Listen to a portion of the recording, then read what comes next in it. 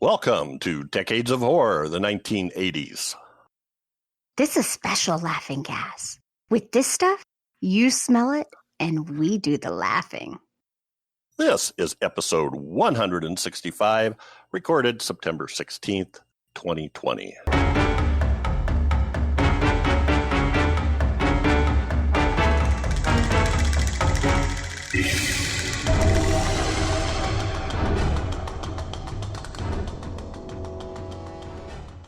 I am your host, Jeff Mohr, and this podcast is about horror films released between 1980 and 1989. Each episode, my co-hosts Crystal Cleveland, Bill Mulligan, and Chad Hunt, and I will tackle another classic or not-so-classic film from this radical, gory, influential, and gruesome decade. Joining me tonight is Crystal Cleveland, the Living Dead Girl, actress and co-host of Gruesome Magazine podcast. Crystal, how are you tonight? I'm great. The weather's getting a little bit cooler. It feels a little fall in the air. So yeah, I'm pretty happy right now. How are you? Cool. I'm excellent.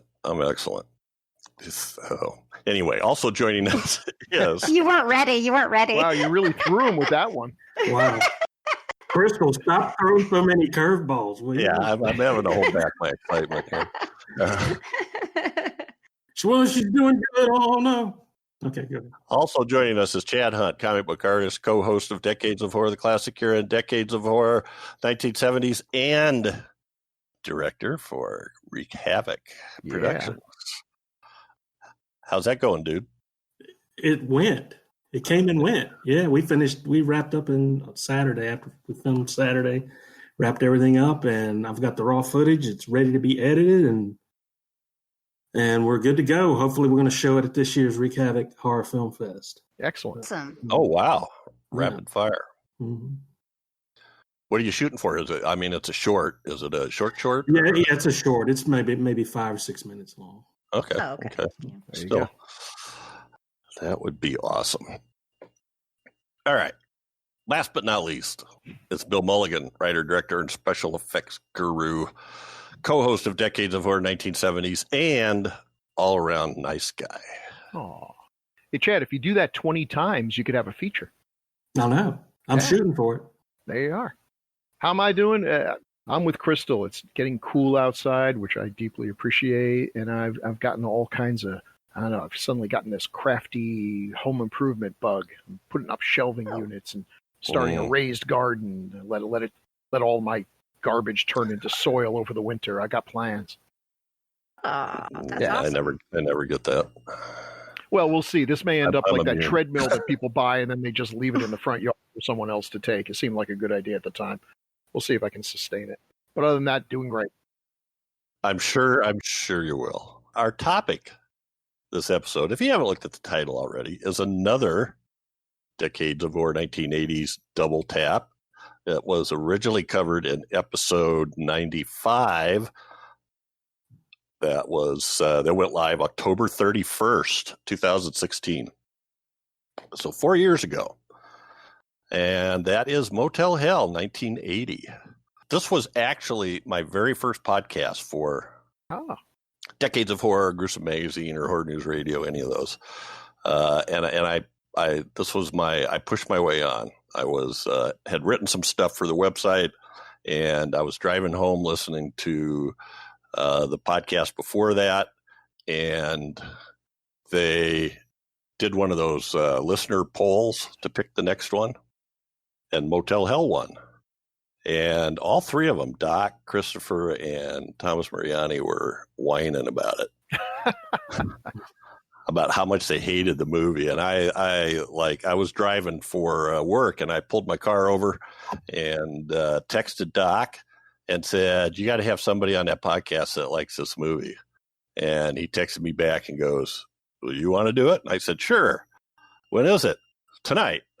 So I didn't have enough time to get too nervous, but it was a chore. We can talk about that a little later, maybe. The director of this is Kevin Connor. It was written by Robert Jaffe and Stephen Charles Jaffe, a couple brothers. Stars Rory Calhoun, Nancy Parsons, and Paul Linke. And anybody, just in case you don't know what Motel Hell's about, a seemingly friendly farmer and his sister kidnap unsuspecting travelers and bury them alive, using them to create the special meat they are famous for. So, yeah, we're going to spoil the hell out of this like we always do. We're just going to assume you've already seen this. The production company was Camp Hill Productions, and it was distributed by United Artists. The release date was October 24th, 1980. Also known as, is it Granja Macabre? Granja Macabre. Anyway, Macabre Farm in Argentina. Beats the next one, Nuts of Kashmir. What is that? Yeah, well, it's Nuts de Cauchemar, I think. Sure it is. Sure. Yeah, it's Nightmare Nights in France. Otherwise, everything else was Motel Hell, just another version of Motel Hell. It was filmed at Sable Ranch, which is kind of interesting because that burned down in 2016, the summer of 2016 in fires. But that had been used for quite a few movies. I believe, in terms of horror, Devil's Rejects was filmed partially there. Also at the Laird International Studio in Culver City, California. Filming dates were April 23rd to June 17th, 1980. Budget was estimated at $3 million with a domestic box office of $6.3 million. Twice the budget, but probably not enough to make a whole lot of money. They also listed it as at $1.9 million for opening weekend in 757 theaters. I have no idea if that's good or not. I think it was like $2,500 a theater. That's not bad. Taglines. Oh, we'll start with the bad ones first. Oh, God. They're fun. You Why might did just they do that? die laughing. I died all right, but it wasn't from laughing. Yeah. That sounds like a Three Stooges tagline. It absolutely is, yeah. Oh, this is terrible. This is awful. Visit this tasty meeting place if you dare. Oh, is that MEATING? Yeah. I kind of like that. I do kind of like that. Whoa. Yeah. I'm not gonna lie. It works in print, not when you funny. say it out loud. Yeah. So now I've solved the mystery. So basically, my dad must have worked for the company that wrote taglines. Yes, bad puns. Yeah, this explains everything. Only funny if you can read it, little guy.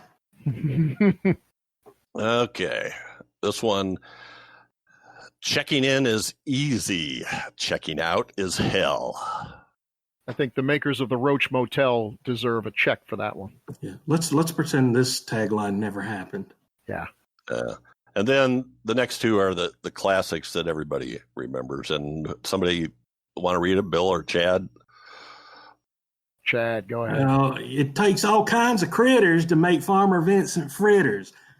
What the hell is when I think of a fritter, I'm thinking of an apple fritter.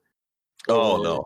Or maybe no. Meat fritters, yeah. Come what on. the hell is a meat fritter? Can somebody explain Snap that? into a Slim Jim, yeah. That's a fritter? Well, like a pork fritter is like sort of like a tenderloin, breaded tenderloin. That doesn't even sound right. Stop trying to convince me that that's a real thing. It's not. It's a real thing. Yeah. Meat fritters. Yeah. It's, you know what? I think it frequently appears on school lunch programs. Menus. Oh God. Yeah. And it probably is made from actual human flesh too. So there you go. I'll trade you my peanut butter and jelly sandwich for your meat fritter. Are you kidding? No way. No, man. Okay, and the last one. Anybody? Meat. And everybody now. And a man's got to eat. Wow, we're terrible. We've got some harmonizing there. Woo. Well, if half the crew wasn't high. Yeah. Well, yeah. Well, that's true. Yeah. You guys haven't snorted any chemicals. That's true. In joke. Actually, that reminds me of the classic era episode on Freaks, where we tried to sing the one of us at the beginning. Yeah, what a disaster that was. Can't do it. There's too much of a lag between these delays between each one. So we're not going to be Simon and Garfunkel. Okay. So first impressions, first time seeing this film, and how does it seem now? And this was Crystal's pick. So let's go with Crystal first. So I just can't understand why anyone would just hate this movie. I mean, I could see someone maybe not liking it, but it's a cool movie. I don't remember it completely when I was younger watching it. All I remember about it is his smile, Rory's smile. Yeah. And still now looking at it today, I'm like, oh yeah, that smile. There's just something about his smile that just makes him seem so sweet. I would totally be going with him. And that they were eating people. That's really what and of course, planting and eating people. I do remember not really understanding why. And now I still don't understand why they planted them. And I don't understand how they lived with their throats slit. And I don't understand a lot to this movie. But I don't care. I enjoy it. I think it's a funny movie. I think it's weird. I think it has a very campy feel to it. And it's wild. Like, none of it makes sense. The reason why that girl would want to marry him. I mean, there's just so much craziness to it. There's so much weirdness to it all that I just think you kind of have to look at it and not take it very seriously. And if you do that, I think it's really enjoyable. I think it's a classic, absolutely, and every horror movie lover should watch it at least once. For sure. I love you, Crystal. Yeah. But yeah, I mean, but it's true. Like, I mean, I get not liking something, you know. I mean, if you just didn't like it, okay, that's one thing, but it's a wild ride. Fun. Yeah, I would agree. Let's hear from Chad next. Chad Hunt. When was the first time you saw this? It was back in the 80s. I rented it, actually. All my friends were saying, yo, you got to watch Motel Hell. You got to watch Motel Hell. Now, at the time, I was really, really big into Texas Chainsaw Massacre and you know, that kind of thing. So I sit down to watch this movie. I'm still a young kid watching this. And I thought it was the biggest piece of shit ever put on film. I hated this movie because it wasn't really promoted as a horror comedy. And watching it, I didn't think it was funny. I really did not think it was funny. And nor was it particularly scary even to me. And I thought they were ripping off Texas Chainsaw, you know, in a way. And I'm like Crystal, I didn't understand why they were planting people in the ground just for the fact that it was just the weirdest thing they could think of. And they said, let's do it, you know, and let's bury John Ratzenberger from Cheers, you know. So I hated this movie for years. You could never get me to watch it. But being older now, I still don't think it's funny, and I still don't think it's scary. but I have a more of an appreciation for it, as far as it being so campy and terrible that I like it. You know, if that makes sense. It's just, of course, it's just goofiness. You know, which I did not get at the time when I first saw it. But now I have a better appreciation. I still think it's a piece of shit, but I enjoy it now more than I did as a kid. I mean, I own it. So, yeah. You know, so I've watched it about 20 times, 25 times over the years. So, well, there you go. Yeah, and it's one I always, if it's on TV or I'll sit there and watch it, you know, just for that fact. But that's how it holds up for me now as compared to the. Okay. I can see that. Although, as a kid, I don't know. We'll talk about that later. Bill Mulligan, what about you? When did you first see this? I wanted to hear the story of you as a kid. Let's see. I was a big Fangoria fan from issue 1. And there was issue number 9, the hard to get issue, because apparently nobody bought it, or no one's mom would allow them to buy it, with the guy wearing a pig head and a chainsaw. That looked pretty cool. Yeah. But I didn't see it in the theater. It was years later on videotape. And I was let down. I had expected more, I guess, from it. And it's an odd, goofy little film. It's not funny enough to be a real rip-roaring comedy, and it's not scary enough to be a horror movie. It doesn't thread that needle the way, say, American Werewolf in London does, but of course, very few films do. But I do like it more now. You just have to accept the fact that it takes place in some weird parallel universe where things that can't possibly happen. Like if someone gets killed in a motorcycle accident, you are allowed to just take their body and bury it later that day. Yeah. That's okay. Sheriff will back you up, under certain circumstances, that's perfectly legit. That's how we do it. That's how we roll in Sanford. And, the little things that you just feel like, I'm pretty sure they knew this was strange. This guy's selling boxes of meat for $2. Yeah. That was the one that made that made the burying thing okay in my eyes. Like, okay, I'll accept that, but there is no way you're selling that much meat for $2. $2 a Slim Jim maybe, but not for the whole thing. But I guess he just wanted to give back to the community. It is weird. It has the plotting. There's not really any plot here, but look, I love Suspiria, and compared to Suspiria, this is an Agatha Christie plot. All right, so I can't complain about that. It's just when you think it's gotten weird, they break out the hypnosis machine. 3/4 of the way through, you're like, "What? Was this absolutely? Are you just pushing my face into the mud now? Demanding that I acknowledge that this is absolutely ludicrous." But I like it, but I think a lot of it is Rory Calhoun is amazing. You're right. He's got the greatest smile on earth. First of all, I should have teeth that perfect. I don't know if he was blessed by God with those teeth or his dentist, but they're absolutely sparkling. So you almost believe that a hot young woman would fall in love with him. His sister's great. It just they kind of, they're not exactly playing it straight, but they're playing it like they're campy, but you believe that would be playing it straight in this universe. They're not necessarily winking at you. This is how people really are here.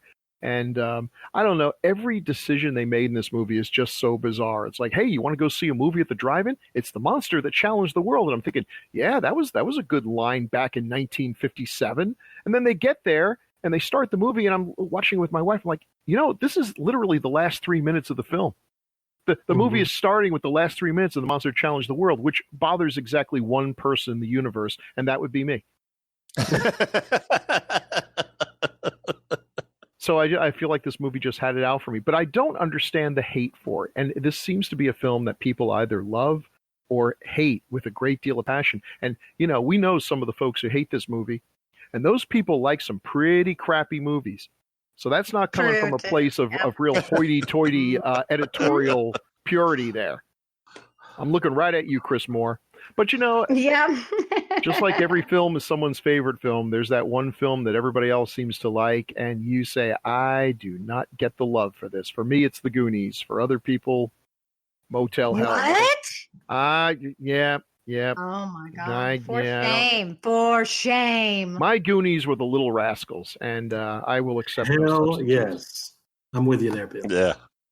No. Still Cleveland, who doesn't like ice cream. You have nothing to say to me, woman. That's true. That's fair. Yeah. Talk about an outlier. So, anybody that listens to Classic Era knows of my love for Rory Calhoun. I'm always pointing out character actors that appeared in The Texan, which was the Western series he was on, like 58 to 60. And it was one of those things I watched with my dad. So Rory Calhoun, I have a love of Rory Calhoun that has nothing at all to do with how good an actor he is or anything. It was just, he was a cool guy wearing cool cowboy clothes on a cool horse, and it had cool intro music that I loved. Anyway, I love Night of the Lepus. Now, that's way worse than this movie. But I went into watching this when I found out this was out, and I don't know if I saw it's become so iconic. I didn't own it, but I don't know if I saw it. But even then, I don't think it talked about Rory Calhoun on the cover. So I just saw it at the video store, Rory Calhoun, and I went, "Holy crap! I gotta do this." So took it home, rented it. I loved it. I thought, wow, that's Rory Calhoun. Wow, does he look different? But at the same time, he didn't. That big grin, a lot of his looks were the same. He just seemed more gaunt and, well, obviously older, but he had a hell of a head of hair, even though it was all gray. So I was predisposed to really like this, so I did. And it took me a while to get used to the tone of it. I just loved Rory Calhoun. For me, Rory Calhoun and Nancy Parsons as Vincent and Ida, those are the two that really make this work.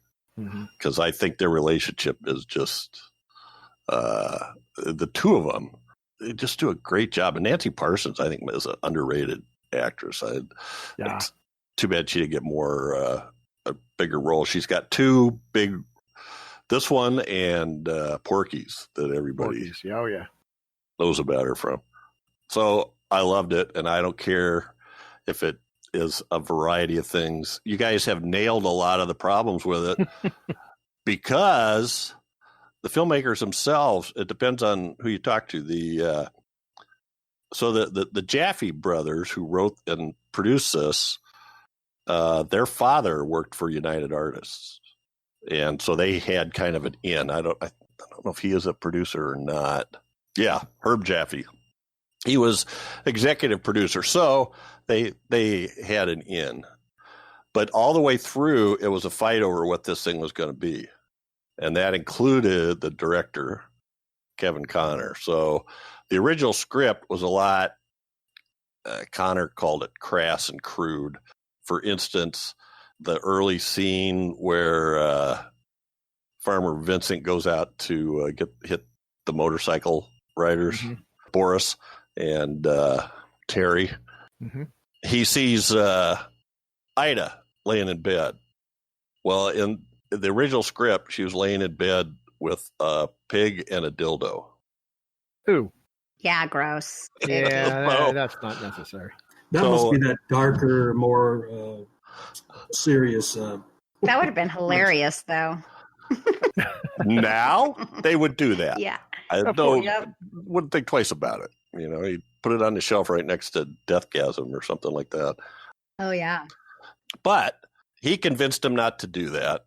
Good move. And he got him to tone back what he called the crudeness and crassness, but still left in a lot of the, I don't know. I think it's almost like they're, the two of them, Vincent and Ida and Bruce, it's almost like they're like teenagers or kids, the way they act. They're very, it's very strange. But anyway, I love all those weird scenes. So I don't want to go on too much more, but I love this movie. I bought the VHS. I also bought I didn't buy the DVD, but I bought the Blu-ray that Scream Factory put out a while ago. And now I'm trying to decide, I have to look and see if it's got any other extras on it, but they're doing a Steelbook version, I think next month.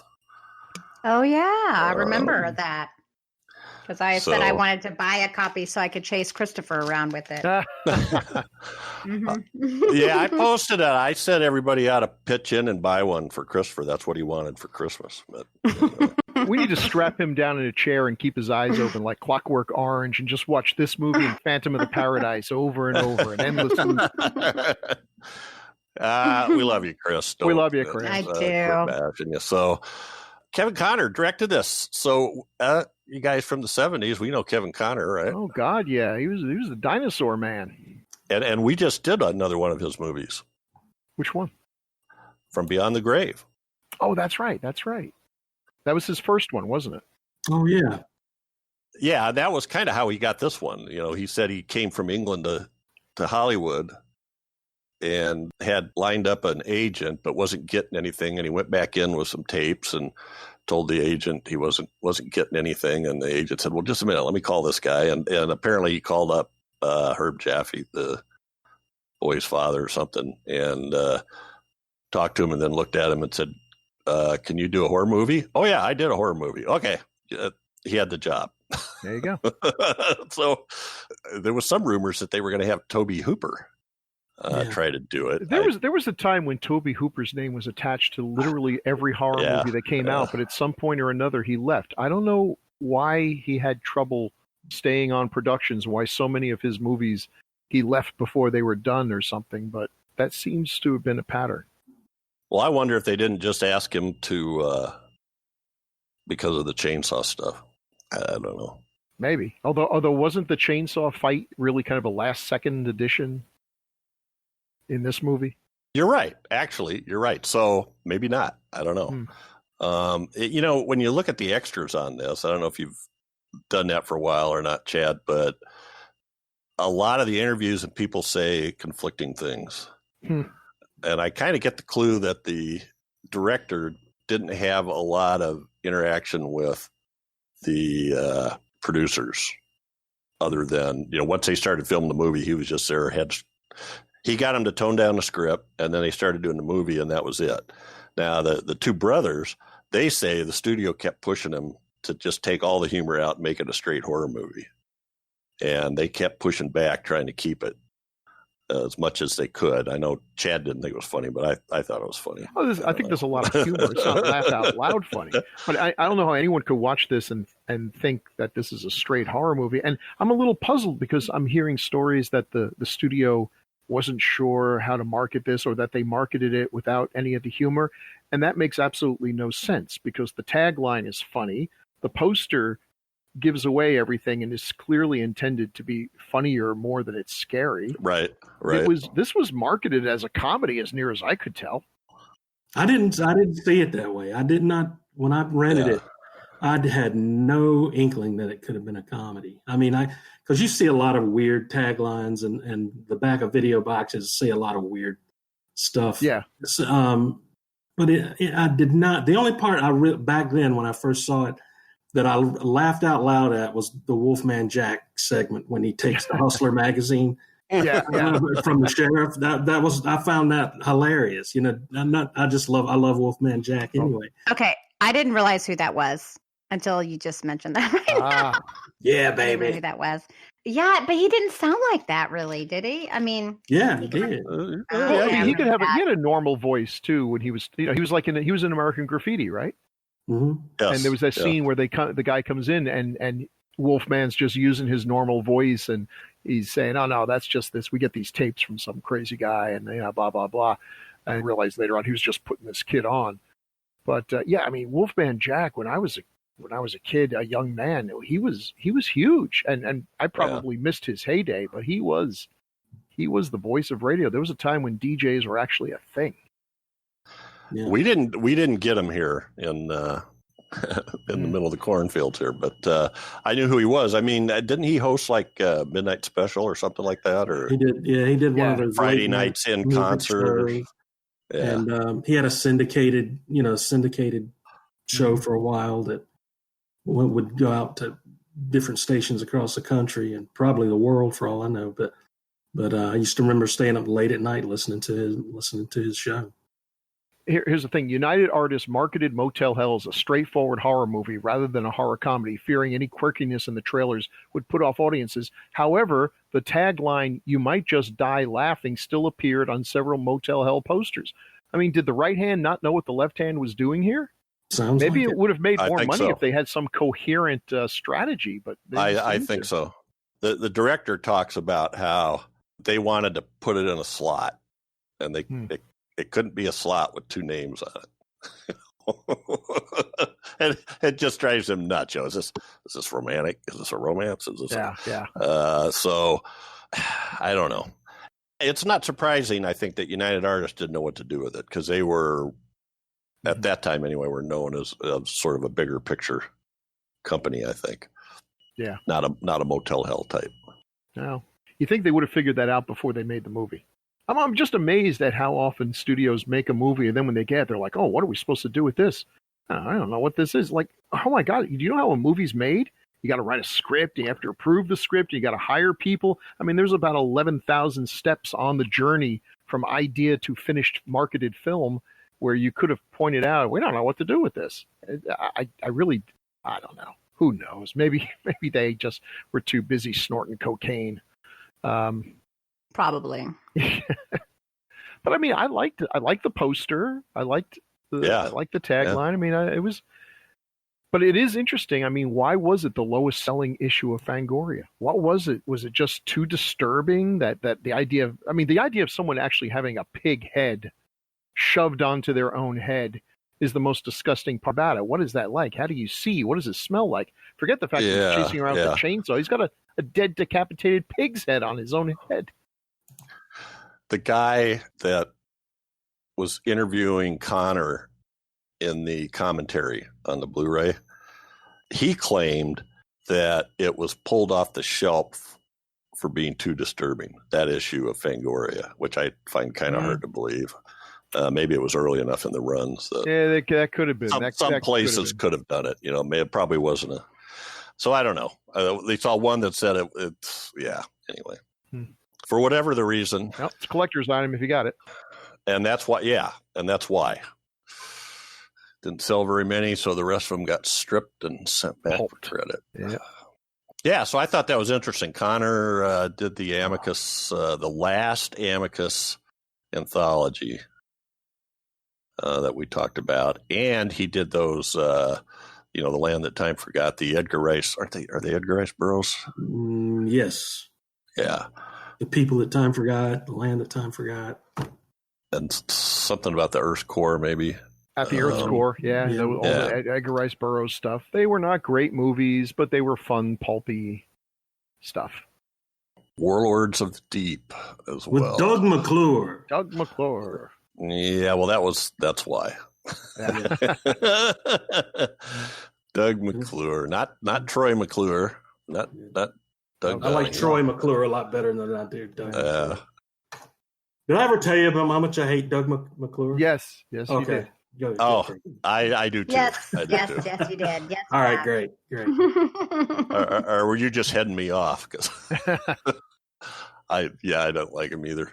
I don't have any real reason for it. There's no real reason for me not liking him any more than there is a real good reason for me how much I love Rory Calhoun. But, there you are. He just rubs me the wrong way. Rory Calhoun has the greatest smile ever. Like, that's just a reason to love him right there. He's so cute. Unlike Doug McClure. And, like, there's something about him that seems like he's got a trusting face. I don't know. It's just he has a trusting face. He was a bit of a hound dog. Oh. Well, that's usually... he's charming, and he's a troublemaker. He's a little bad boy. Oh. Yeah, I didn't look this stuff up this time, but he had done some... he spent some time in prison and reform schools for armed robbery and stuff when he was... I'm not kidding, when he was a kid. And then he straightened out, and supposedly he was just walking on the beach one day, and Alan Ladd and his, I don't know if it was a girlfriend or wife, but she was a casting director, I think. And she looked at him and said, "Oh, this guy needs to be in movies." So she got him his first part. And then he signed up with the agent whose name I forget, who did all these names, Rock Hudson, Troy Donahue. He invented those names. Rory Calhoun's an invented name. So, and he was originally going to call him Troy Donahue. Oh, wow. But for some reason changed it to Rory Calhoun. And that there was actually one time in the 50s where there was supposed to be an expose of Rock Hudson as being gay, and they traded the story for Rory Calhoun's prison time. Yeah. That's how they played with people's lives back then. I'd heard that before, and they're like, "We're gonna expose your big artist." Like, no, here's a couple other people we'll throw under the bus in exchange. Yeah.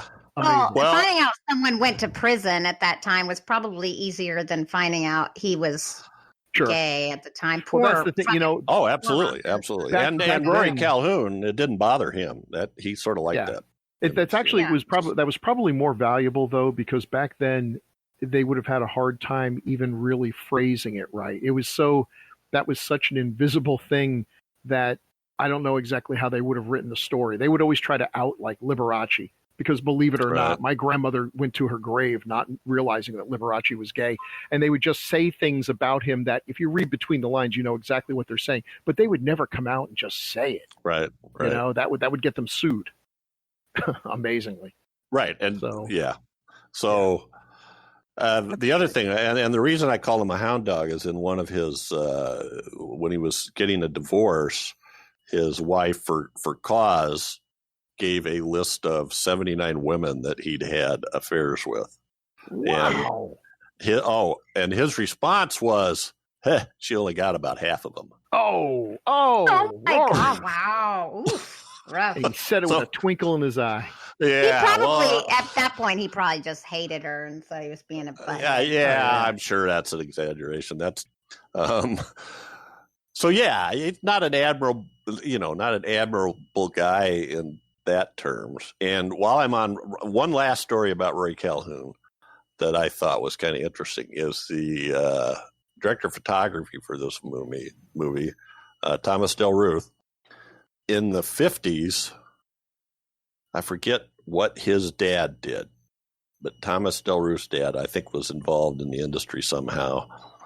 And they were down at some docks, and Calhoun had a yacht, like a 35-foot yacht. And they'd been out having a party, and they came into the docks, and he pulled into a slip, and he didn't hit reverse soon enough or whatever, and the bowsprit went up and broke on the seawall. And then after that, this guy introduced his son, Thomas Del Ruth, to Rory Calhoun. So when Thomas Del Ruth was shooting this movie, he went up to Calhoun and said, I don't know if you remember me or not, but blah, blah, blah. And Calhoun was like, oh my God, that was you? That was embarrassing, you know, but that is kind of a weird thing. He was introduced to Rory Calhoun the day that he came back drunk on a party on his boat. Wow. Smashed into the dock a little bit. So, you know, he had an interesting life. He did. He absolutely did. And he did almost entirely in the 50s. He did B-Westerns.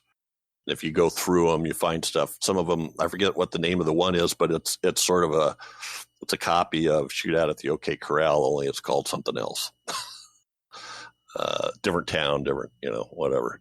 But he was in some romantic comedies too. You know, he had that look. But more recently, also in the 80s, which is one that we may want to do sometime, he was in, what is the name of that? Hell Comes to Frogtown. Oh, God. Never seen that. Was it good? Oh, Lord. It's got Roddy Piper. It's fun.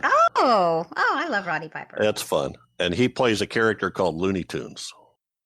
Oh, yeah. Wow. That sounds Rory does, wild. Yeah. So it's interesting. And then in no budget. There's a couple other movies that he was in called Angel and Avenging Angel, where he plays this street performer named Kit Carson, who calls himself Kit Carson, who is out on the street on Hollywood Boulevard or on the Strip, you know, doing pistol tricks and telling stories about his friend Tom Mix and stuff like that. People paying him for photographs and things like that. So, and he literally looks pretty much like he did in this. Yeah. Anyway, he looks good in this. He looks good. So he looks older than he is. He's only 57 in this. Oh, he's younger than me. He's younger than me in this. That's yeah, I think it's the hair. I don't know. I wish I had that smile. I thought he was quite a bit old. Wow. I would have put him like 12, 15 years older. Yeah. So in defense of his relationship with Terry, if you looked close enough, and I doubt that anybody but me did, but when they go out and see where they buried Boris, the guy she was with, it's got his birth date and death. He was born like a year after when Rory Calhoun was born. So she apparently liked guys in their 50s. I didn't even notice. That's okay. Well, hey, that's what she's into. That's what she's into. Now, I don't know if that's why they did that or, how they That came makes up with sense. those years. Totally but- makes sense. Like, All right. Enough about Rory Calhoun. Anybody else have any comments about Rory Calhoun other than he's got a great smile and He was maybe not the best husband who ever lived. Yeah, but okay. yeah. So his little brother is Paul Linke, and hopefully somebody remembers Paul Linke from a TV show. I remember his brother Lancelot, but what show was he in? It was Chips, wasn't it? Yeah. Mm-hmm. Oh, whoa! So he was one of the two guys in Chips? No, he No. was like a side guy, the third guy. His name was Grossman. Yeah. I think he was sort of the comic relief, wasn't he? Yeah, a little bit. Oh, A little bit. He sort of was in this too. Almost the same role he played in this movie. He played. I mean, I feel like we were supposed to like him in this movie, but I didn't. I didn't either. He's like, just this close to being a date rapist, and Yeah. and he's a sheriff, but he's dumb or deputy, or he's dumb as a stump. He doesn't realize his brother and sister are serial killers. Right.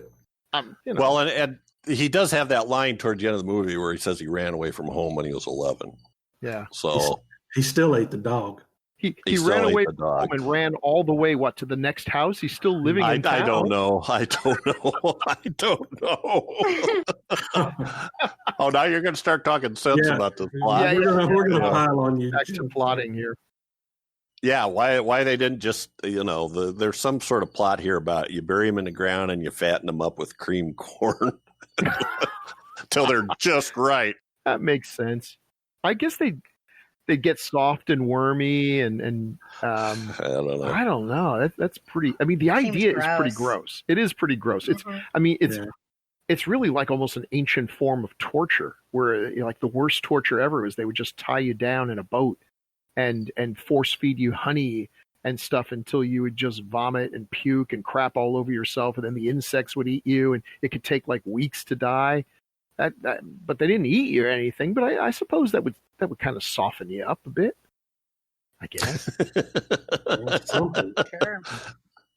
Well, especially sitting in that, the actors, what they did was they dug a trench and they sat in this trench on chairs, and then they put these plywood squares over their heads with holes in them and hinges so they would open up, they could climb out of it. But I've been buried alive. I've been buried alive for a movie. We did something like that without the plywood or hinges, and it's no damn fun. I'll tell you that. It's under 3 inches of dirt, which is absolutely nothing. You start thinking heavy, some dark. right? You start thinking some dark thoughts. Yeah, it is heavy, and you're like, let's not be covering up this air hole here, folks. And it's hard to move when you're buried up to your neck like that. You can't really move. Yeah. No. Well, and I don't know exactly what the deal was, but when old Boris digs himself out, that looks like he's in loose dirt all the way. Right. I'm not sure. Put a little potting soil on you. I suppose they could have had a platform or something. But then it turned into a zombie movie. Right. It really was kind of when those people came back and went after the lady there. It did have a zombie-esque feel to it. Mm-hmm. And no real resolution. What happened to those folks? I don't know. They killed Ida, and that's some of them got. Well, the one guy got thrown into the furnace thing or whatever. Right, and then the rest what? The rest of them just wandered the countryside. Did the band have to break up because now nobody could sing? Well, that was a great song, wasn't it? That gargling noise that would make him so disgusting. I think it might work for Norwegian death metal. According to Connor, one of the producers knew somebody who had a tracheotomy and one of those microphones, to talk with at the tracheotomy. Yeah. And that they got that cool person Dr. Vibes voice to do all the gurgling sounds. And recorded them. Now, according to him, the guy loved it and thought it was great fun. Oh, well, yeah, sure. Hey, life gives you lemons, make lemonade. But that's another one of those cases where one of the actors says that they had to practice making those noises. So maybe after they practiced a bunch, they found out they weren't that good, and so they used the other guy. Let's get a guy who really can't do that. Anyway, it was disturbing to say the least. It was a disturbing sound. Now I understand why it was disturbing. It was a weird sound because it didn't sound like what you would necessarily think it would sound like. So that makes it, you realize it's probably authentic. Yeah, and you didn't know at first what they were in the ground for or what they were. I mean, and as far as I was concerned, the first time I watched it, they were some kind of creature or something. Yes, exactly. They were growing in the backyard, you know. Well, see, if you saw the poster, they totally gave away that shock. So I'm glad it didn't take long for the big reveal, because I hate it when a movie is completely spoiled by the previews, the title, and the poster. And then you go see the movie and it's like 45 minutes. I wonder what's in the garden. No, we know what's in the garden. Let's get to it, folks. Come on. You ruined that for us. So what'd you get? That's another example of, the whole, the tractor with the post hole digger and then the rope tied, and they pull the guys and break their necks and then pull them out. It makes absolutely no sense at all. Not a lick of sense. Not a lick of sense. None of it makes, look, I'm saying, so if you're going to establish we're going to have this scene where the girl almost drowns and he rescues her, and that's a major plot point because then bizarrely she falls in love with him and wants to get married, do you think maybe we could have found a lake that was more than 12 frickin' feet in diameter to make it realistic that someone could possibly drown in it? I don't care if you never swam in your life. You could have swum to the edge of that lake, pond, whatever it is, small hole. Good Lord. Oh, they had to save all the realistic stuff for the Ivan's beard and mustache. Oh, yeah. Oh, yes. Thank you. My wife pointed out that at what point were we supposed to reveal, it's just a fake mustache? Because why was it there? Was he ashamed to be in the movie? I don't know. The whole thing was, the beard, it was all. Yeah, it was just the worst. The worst in the history of film. Worst. And dreadlocks for the beard. It was sort of like braids of some kind. Oh, that's one of those Jim. The guy who was in this? Who was the famous actor who was there? God dang it! The one from all the Pixar stuff. John Ratzenberger. Ratzenberger, yeah. Yeah, well, I don't know if he had any lines or anything, but it's wait a minute, that's Cliff from Cheers. Come on. Yeah. At least his beard was real. Yeah. Yeah. Yeah. Well, as it turns out, they had done some movies together, Connor and Ratzenberger in England. I didn't go back and check that out. So, oh my God. Ratzenberger's made a ton of stuff. Oh yeah. Yeah. So he was in Warlords of the Deep, one of those Amicus flicks. And so he had seen him in like the airport or something in London and said, "Hey, I got something for you," and so he'd worked with him before and said, "Hey, why don't you come over here and play this? You'll be great as this guy that doesn't have any dialogue." Mm-hmm. That's always flattering to hear as an actor. Yeah, he may have been singing the lyrics of the song. I'm not sure, but I don't think that counts really. But yeah, that's great, and that was just before, I believe. I'm not sure when Cheers hit. Well, before that, he was in Superman. He was one of the missile controller guys in Superman and Superman 2, I believe. Oh, he was one of the NASA guys. So that was in 1978. I think first Superman came out. He was in A Bridge Too Far too. Just played a bit part as a U.S. lieutenant. Says he was in Empire Strikes Back, but I don't remember. It must have been a very small part. Yeah. But boy, they really nailed it right when they hired him for Cheers. He was just so perfect in that role. That was one of the best cast shows ever. Mm. So Cheers started in 82. In September 82. So before this. Wow. So this was actually beforehand. So I wouldn't have guessed that. Oh, well. Looks like he had a part in Outland too. Gonna make me rich. Isn't that the Sean Connery sci-fi? Yeah. Mm-hmm. Yeah. Okie dokie. But it's cool that he was in here, especially now you see it and you go, "Oh, hey, I didn't know that's who that was." An interesting point here. He was also in Gandhi playing an American lieutenant, but his voice was dubbed over by Martin Sheen. What? Wow. Oh, wow. Is this thing on? Yeah. Maybe he had his Cheers voice. It didn't work. It's on. It's on. Okay. Who else do we need to talk about? We mentioned Nancy Parsons, who I just thought she was great in this. And she's got, 47 credits, some soap opera, just not a lot of stuff I recognize, I don't think, besides, I do remember the Star Trek Next Generation episode she did.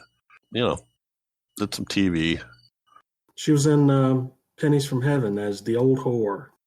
She was in The Lady in Red playing the roles that I'm sure she must have just Tiny Alice. When you look like, Tiny Alice, you're basically the butch prison guard. And when you have a certain look, you pretty much got stuck in that role, and she did it well. And I mean, just a variation of that in Porky's. Well, and I thought she was great in this, where the part where she goes out on the inner tubes with Terry, and she goes from that laughing face to that evil, I'm going to get you, or whatever that is. But I that was a quick transformation. Yeah, so she died pretty young. She was only 58 when she died, which is too bad. Oh, she was in Sudden Impact with Clint Eastwood. How about Nina Axelrod? Because it wasn't a big role, but the two swingers who show up. That's some funny stuff right there. That was they're so over the top. I mean, it's like someone who has no idea what swingers are writing what they imagine swingers are like. That's Dick Curtis and Elaine Joyce. Elaine Joyce. Okay. So who is Terry? Is Nina Axelrod? That's Terry. That's the girl that married Vincent. That's right. You're absolutely right. The young blonde. Yes, you're absolutely right. Who, as a matter of fact, was dating or engaged to one of the Jaffe brothers at the time. The guys in the movie. So, and I think, if I remember right, she went on to become a casting director. She was in a few things. What? Critters 3, Cobra, Brainstorm, but really bit part. Something in Chips. I thought she was nice in this. It was a good role. She handled the nudity with dignity. It didn't seem super self-conscious about it, and it's obviously pretty exploitive, but she managed to make the whole instantly falling in love and marrying Vincent thing not seem quite as creepy and unlikely as it ought to be. I agree. Yeah, I agree. I don't think that it. For some reason, I bought that she was really into him. I don't know why she was really all that into him, but the fact that you pointed out that her previous murdered boyfriend was about the same age makes a lot of sense. So she had a type, clearly. She had a type. It explains why she wasn't into the brother, although the brother was just a kind of a douche anyway. Right. No one's going to be in him. Like y'all were talking about, you're like, I don't know. I think we were supposed to like him. I don't know if we were supposed to like him. Because I didn't like anybody in this movie, really. God. As far as characters went, I did not care for it. I hated everybody. I didn't like any of these characters. I didn't sympathize, except for Wolfman Jack. Oh my gosh. Actually, it would have been, I think that they had a scene where he did a wedding and it was cut or something, I think. Didn't he? Yeah. Okay. That was another one I heard two different stories on, that they actually had a scene where they married Vincent and Terry, but then the director said it was a scene at the beginning of the movie, just kind of showing the town and people coming out of the, so who knows what it was originally. They do sort of, all of a sudden they're married, right? It's like, there's no real, we had the wedding or we got back from the wedding. They're just married. And how tricky was that poison or that drug they put in the champagne? Oh, yeah, where it turns the color green and she totally doesn't even notice it. For somebody who loves champagne, she sure didn't notice that it turned green. Yeah, that would have been kind of cool seeing him do a wedding. So you started to talk a little bit about the swinger couple, which I thought they were hilarious. Were they way over the top? Of course. I hope they're into animals. Yeah. Yeah.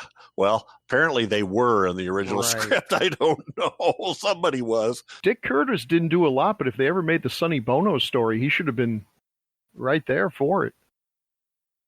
That's who he reminded me of. It looked just like him, didn't it? Yeah. And when he comes out wearing that outfit, I lost it. That was funny. Right. The clear plastic skirt and whatever. I'm not even going to try to describe it all. and when he came back, when he crawled out of the hole and he was walking around, stumbling around in the same outfit, that was hilarious too. Yeah. He's one of those guys that I recognize, but I couldn't tell you where I saw him. Right. He did a lot of bit things on a lot of comedy series. I don't know. I don't know where it came from, but I knew him immediately. And I don't know what he did after that. He isn't dead yet, but he dropped out of sight in like 84, it looks like. Mm-hmm. Support your local gunfighter. I wonder how much of a part he had in that. And Elaine Joyce is another one. And her name is familiar to me. And I think she just did a lot of comedy parts in... Yeah. She was in a lot of like Love Boat type shows. And Yeah, that kind of she was good. I mean, she brought a lot of enthusiasm to the role. Mm-hmm. And she's cute. Yeah, she was cute. Yeah. So, Crystal, what did you think of the whip scene?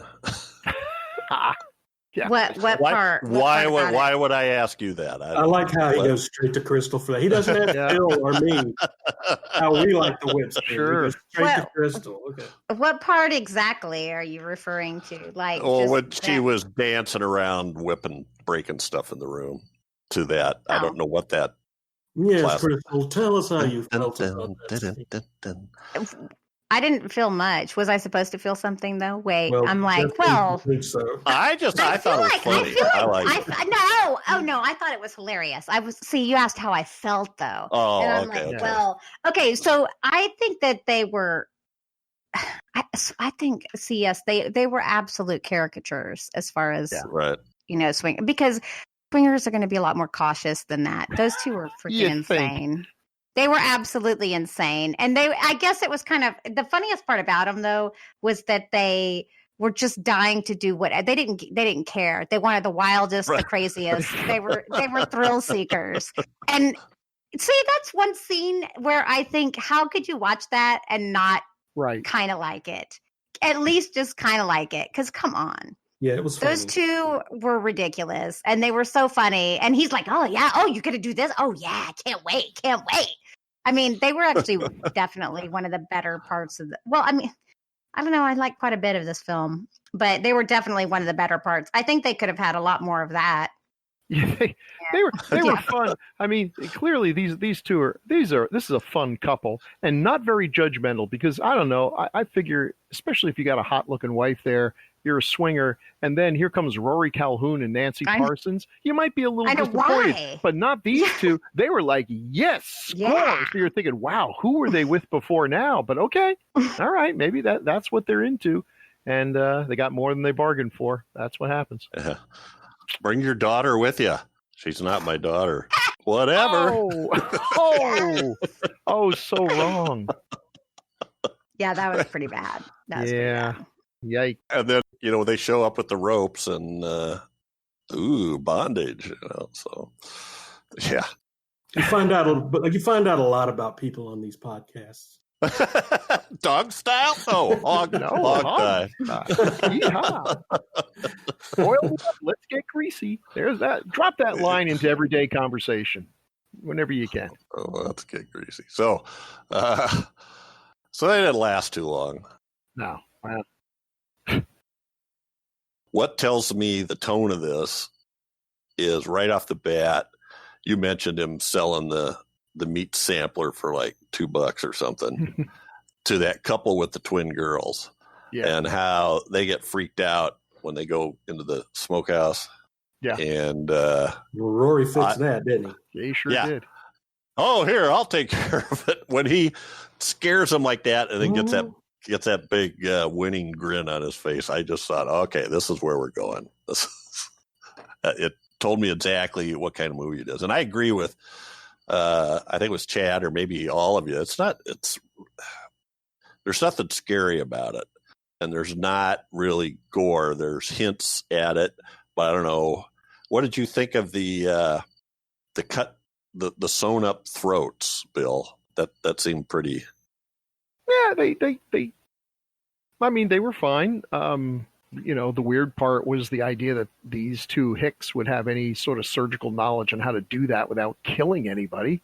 But okay, fine. I don't know. Maybe removing vocal cords is easier than I would have assumed. But it looked good. It wasn't too gratuitous or anything. Yeah. For considering the topic of this movie, and when I read some of the reviews on how outraged people are by how sick and twisted this was, I really expected more. And a lot of them compared it to Texas Chainsaw Massacre, but then you realize apparently a lot of them didn't actually see Texas Chainsaw Massacre, or they totally misinterpreted it, because it's a fairly bloodless movie as well. Right. So, it is what it is. We've certainly changed since then. There are some kind of callbacks, and Connor mentions it. I don't know if it was something people pointed out to him before, but the idea of the driving the vehicles into the pond was a la Norman Bates, only to an extreme, right? I think you said 200 cars. Yeah. And then from a 50-foot wide body of water. So we already mentioned Texas Chainsaw Massacre. What other ones? Anybody notice any other? Kind of reminded me a little of Tobe Hooper's other movie, Eaten Alive. Yeah. Okay. There's one called Invasion of the Blood Farmers, which I haven't actually seen, or I haven't seen. I tried to watch it, and it was just unwatchable. I think it's one of the greatest titles of all time, Invasion of the Blood Farmers. I mean, that's just genius right there. But the scene with the garden and the heads in the garden and everything reminded me of Howard Hawks' thing from Another World where they were cloning the little. Yeah. It sort of reminded me of that a little bit too. He mentioned when the buried people, when they climb out and they go lurching down the road and they're backlit coming over the rise, he mentioned Night of the Living Dead in terms of a look, but they lose that look pretty quick once they get to the hotel. All right. Well, we should mention the two women that are in the car that come upon the two-dimensional cows. Oh, yeah. Those were funny. I love the those two-dimensional cows? Yeah, the cardboard cows. The cardboard cutouts. Oh, yeah. Oh, see, they were funny, too. Like, how could they not know this movie was a comedy? I don't know. They didn't watch it. Or they were afraid it wouldn't sell as a comedy, so we have to pitch it as a horror movie, and then we'll piss everybody off, and they'll tell everybody else it's not. Anyway. So those two women are Monique St. Pierre and Roxanne Katon, who were both Playboy centerfolds shortly before this came out. And they went in and auditioned together as that pair. You know, they knew each other, they seemed natural together, and so they took them. What about the Lover's Lane scene where everybody goes nuts and the cars are driving out? Now that was gratuitous nudity. Yes, it was. Yep. I mean, she gets out of the car, and all she gets out of the car, runs in front of the cop's headlights, and then runs back and gets in the car. Like, it's literally like that scene in Airplane where someone just runs in front of the camera, jumps up and down a few times, it jiggles, and then runs off. Yeah, it's yeah. And there was something for the ladies too, because her boyfriend came after her. Yes. So the chainsaw scene, we need to talk about that. So that apparently took 5 days. According to some of the extras, it was 5 12-hour days to shoot that. Good Lord. I don't know if they got their money's worth then. Most of those carcasses looked fake to me. I heard them talking on the commentary. Sometimes they made it sound like all the pig carcasses were real. But I do know they said that there was 2 pig heads in there that were real. There's one where Vincent buries a cleaver in the pig's head, and leaves it there. That was real. And they said, this is hard. This is one of those things I don't get. They said by the end of 5 days, it was pretty rank in there. Yeah. Yeah. The one that Ida came out with first looked like a real one. The one that Vincent was wearing at the end, you could tell that was fake when he came that out. was a mask. But I think the one she was wearing at first was a real pig, and I swear I could see a couple of real pig carcasses in there. Not all of them, but a couple of them. Right. I think you're right. Some of them just looked obviously like molded foam or something, but some of them looked a little more real. But you'd think you'd haul them into a coup. I guess maybe just 12 hours at a shot, they would start to get rank. Mm-hmm. Anyway, but I love the part where Vincent starts laughing maniacally. Yeah. Anyway, he has a pretty good maniacal laugh. But I really wasn't super impressed with the chainsaw scene, tell you the truth. I was, Texas Chainsaw Massacre 2 has a much better chainsaw versus chainsaw. I guess maybe they didn't have fake chainsaws or something, and then I'd want to take as much time as possible because that seems like an incredibly dangerous thing to do. But I don't know. I mean, it was okay, but it didn't look like it was 5 days worth of 12-hour shooting a day. Okay. Well, I think the issue was they said that the guy, the stuntman that was playing Vincent with the mask on, that the visibility from the mask was really poor. Well, yeah, that's true. So a lot of times he's just kind of waving the chainsaw around, and Paul Linke has to kind of react to it. They have to choreograph short little pieces of it. So super safe. And we got to get our. Could this be? I don't know. When did eco horror start? I guess we had one with Silent Running, didn't we? Mm-hmm. But this kind of combination of overpopulation and starvation, we're solving two problems. I think you got to look real hard to find the social redeeming quality in this film. I've seen some people say it's a critique of consumer culture, and we're like, okay, I guess you got to write an article for your film class because I don't think that was at all on their mind. But all right, I don't think it wasn't. It wasn't. It's a line that he says. Yeah. But that's nobody said let's make this movie and have this underlying message. It always cracks me up though when exploitation movies do that, like a Russ Meyer movie where it's just, it's just an excuse for nudity and sex. And then at the very end, like a narrator comes on and says, and what did we learn from this? And they go into this big long thing. It's like, okay, there's the socially redeeming value. It's not porn, but. So, I did my thing. I feel like I kind of dominated this. But Crystal, is there anything else you wanted to say about this that we haven't talked about? Any scene that you liked or any particular thing that came up that we talked over you on? Why did she try to kill the girl? I don't really understand that. Is there any understanding to that? Why she was gonna? I felt like she was jealous in a way. Yeah. Yeah, that's what I thought. I wasn't sure. That's the only thing that I was honestly kind of bothered by. Because it seemed like she was fine with her after that. I don't know. It's so weird. Then she's just drugging her, and I don't know. It's confusing. It was odd. It's all weird. And thank God. I mean, they didn't establish that there was any sexual relationship between the brother and sister, so it did seem kind of out of the blue. Maybe that was from an earlier script because, it's either. The one thing is, why would they think she'd go along with this? Are they just that crazy that they think it's fine and it's a secret, but once you know about the secret, you're perfectly okay with it? I don't know. Well, even the other brother. So it's like if you don't think he can take it, even though he's cool with eating a dog, how are you going to think your new wife is? Please. Mm-mm. Yeah. What does he say if it didn't move fast enough? Granny smoked it. Something like that.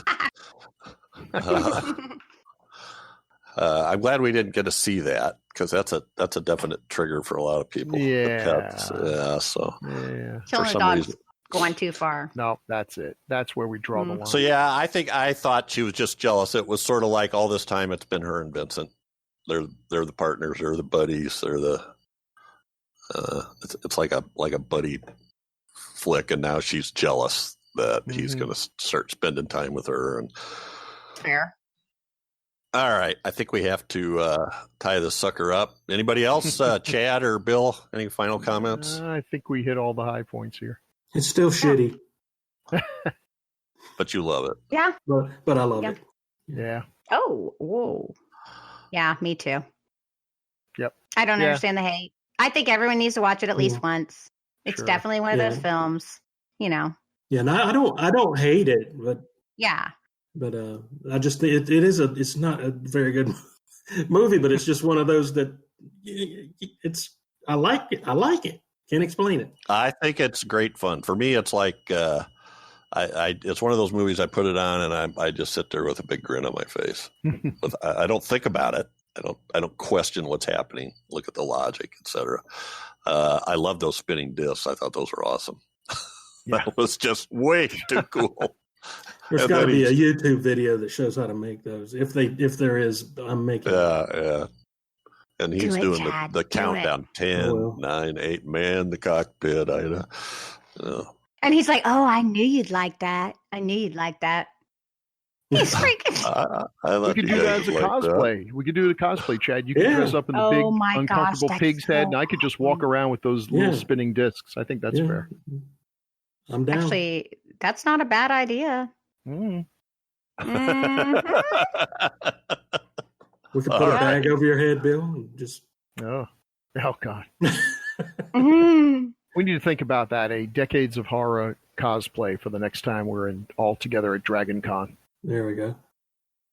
Well, Grue believers, I think that's it for this episode. Every 2 weeks, we'll be focusing on a specific film released between 1980 and 1989. Next up, we tackle one chosen by Chad. What are we doing, Chad? The Burning. Cropsy. The Burning. Another Savini flick, right? Not The Burning Sensation, which was an army film, but The Burning. That was street trash. Okay. So make sure you join us for that one. There's plenty of ways to stay in touch with us. Please send your feedback to feedback@gruesomemagazine.com or leave comments on Gruesome Magazine's HNR and DOH podcast Facebook group or the website, gruesomemagazine.com, or even you can leave a review on iTunes. And hey, tell your friends about us. Share our podcast and try to spread the good word. Catch us again here in 2 weeks for another great horror movie of the 1980s, as only Decades of Horror can do it. Say good night. Good night. Good night, everybody. Good night.